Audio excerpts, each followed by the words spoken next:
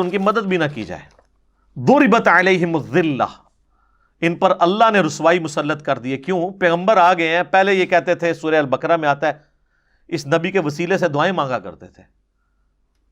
وہ وسیلہ پاکستان والا نہیں، اللہ سے کہتے تھے اللہ جلدی جلدی اس نبی کو بھیج، ہم اس کے ساتھ مل کے قتال کریں، کافروں پہ غلبہ پائیں. اور جب نبی آئے تو سب سے پہلے یہ کافر بن گئے. اور جن کو دھمکی لگاتے تھے اوس اور خزرج کو، وہ مشرکین عرب کے قبائل، وہ ایمان لے آئے. اور جو اہل کتاب تھے ان کی کتابیں شوکیسوں میں ہی سجی رہ گئی.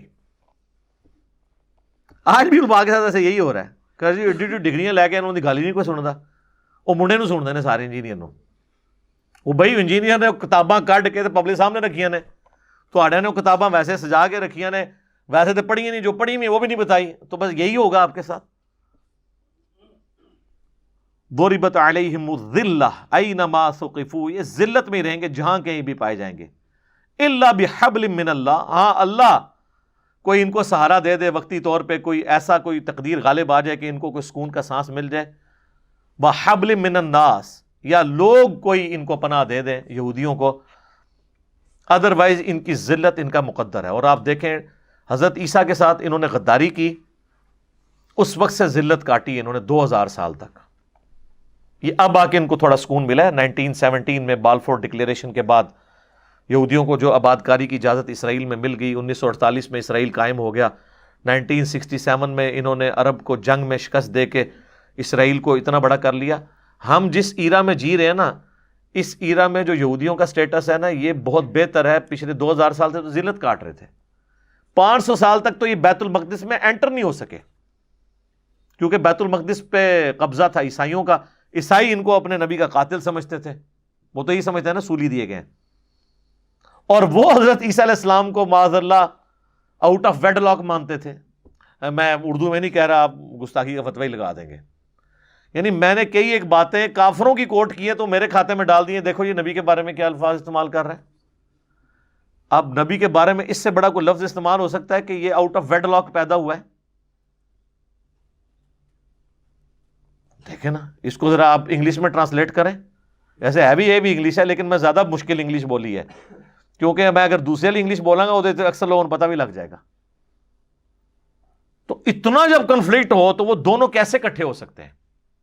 یہ تو پوپ نے ان کا گناہ معاف کیا 1917 میں، بالفور ڈکلیریشن ہوئی تو الٹیمیٹلی ان کو اجازت ملی ہے. ورنہ تو 500 سال تک تو یہ انٹر نہیں ہو سکے. یہ تو حضرت عمر نے جب فتح کیا یروشلم تو انہوں نے اس کو انٹرنیشنل سٹی ڈکلیئر کیا، لیکن عیسائیوں نے معاہدے کے تحت یہ اس معاہدے پہ چابیاں والے کی تھیں کہ یہودیوں کو آپ اجازت تو ضرور دیں گے لیکن یہاں پہ یہ رہائش نہیں کر سکتے.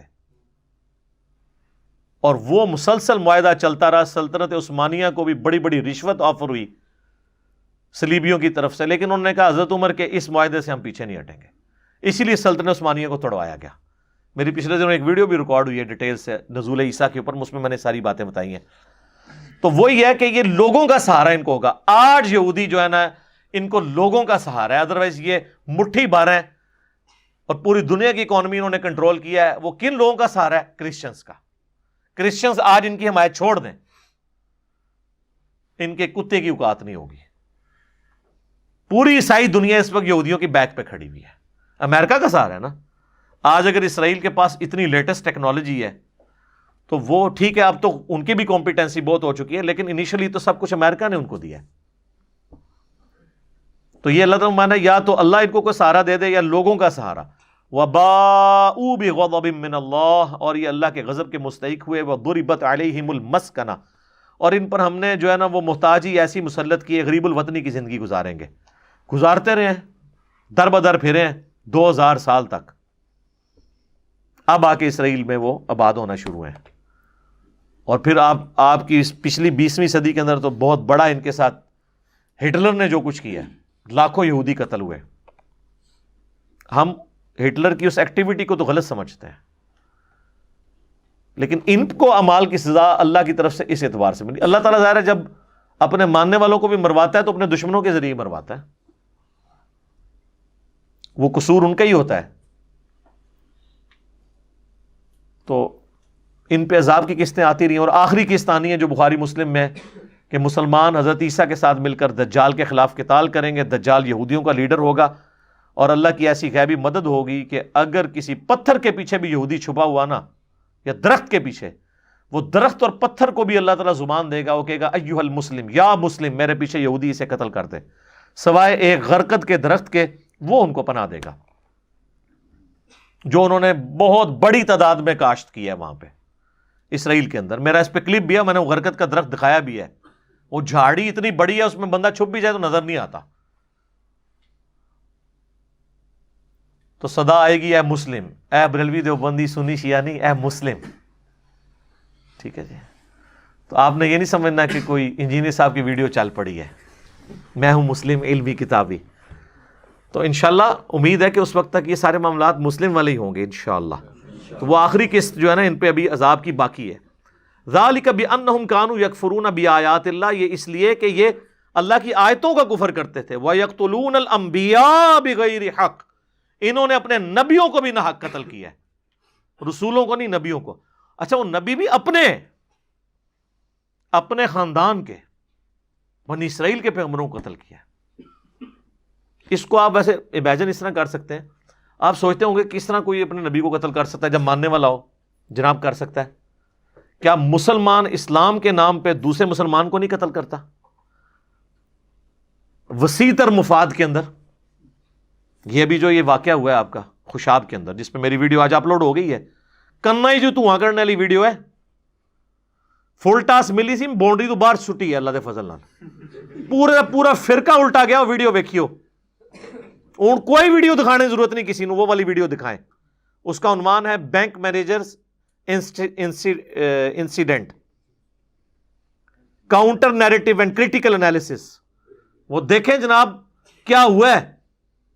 ایک عمران بھائی کی شہادت نے ہمیشہ کے لیے اس فرقے کے ساتھ وہ کیا ہے کہ آندہ انشاءاللہ ان کی کمر سیدھی نہیں ہوگی، جو انہوں نے کتاب و سنت کے خلاف تعلیمات، اور پھر میں نے جو اس کا انالیسس کیا ہے نا، اس جاہل مطلق نے جو بیان دیے تھے، میں نے پھر مجھے موقع ملا، میں نے احمد بریلوی صاحب کے ترجمے سے آیات پڑھ پڑھ کے بتایا کہ تمہارا پورے کا پورا عقیدہ قرآن کے خلاف ہے۔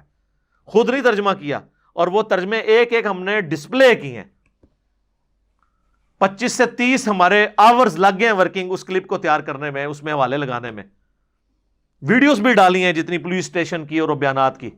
تو یہ مسلمان نے نہیں دوسرے مسلمان کو قتل کیا۔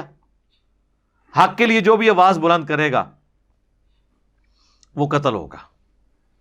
اس امت نے بھی تو نبی کو تو قتل نہیں کیا، لیکن نبی کے قائم مقام حسین ابن علی کو کس نے قتل کیا؟ تو سر اب آپ کو سمجھ آ گیا، بنی اسرائیل بھی قتل کر دیتے تھے اپنے انبیاء کو، کیونکہ نبی تو اب کوئی نہیں آنا، نبیوں والا سٹیٹس جس کے پاس تھا اپنے منصب کے اعتبار سے، حسین ابن علی، تو دیکھیں نا ان کے بچے بھی نہیں زندہ چھوڑے۔ تو لہٰذا یہ قرآن کی آیات صحابہ کے لیے تو شاید ایمان بالغیب ہوتی کہ یہ کیسے ہو سکتا ہے کہ ماننے والا اپنے نبی کو مار دے گا۔ ہم آج بتا سکتے ہیں جی بالکل مار سکتا ہے، اسی یہی کام کیتا ہے کہ چونکہ ختم نبوت تھی، ورنہ حسین ابن علی نبی ہوتے نا، اگر ختم نبوت نہ ہوتی تو ہم نے بھی اپنی امت میں جو ہے نا وہ نبی کے سٹیٹس والے لوگوں کو مارا ہے، اگرچہ وہ امتی تھے، لیکن ان کا سٹیٹس اس اعتبار سے کہ وہ دعوت تبلیغ کے اعتبار سے امت کے لیڈر تھے، انبیاء والا کام ان کو ٹرانسفر ہوا تھا ختم نبوت کی وجہ سے۔ ذالک بما عصوا وکانوا یعتدون، یہ اس لیے کہ وہ نافرمانی کرتے تھے اور سرکشی کیا کرتے تھے۔